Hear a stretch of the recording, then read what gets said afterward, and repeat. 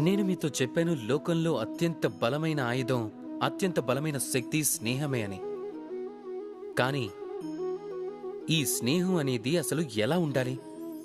స్నేహం అనేది పాలల్లో కలిపిన నీళ్లల్లా ఉండాలి. ఎలా?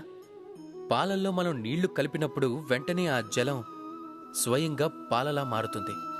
ఆలోచించండి, పాలతో స్నేహం చేయటం వల్ల నీళ్ల విలువ ఎంతగా పెరిగిపోయిందో.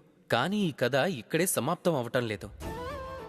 పాలని మనం వేడి చేసినప్పుడు అప్పుడు జలం తన స్నేహాన్ని నిరూపించుకుంటుంది.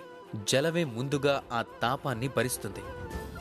తన అస్తిత్వాన్ని వదులుకొని మరీ వేడిని సహిస్తుంది, అలా పాలని కాపాడుతుంది. కాని ఆ తరువాత తన మిత్రుడు వెళ్లిన తర్వాత పాలలో పొంగొస్తుంది.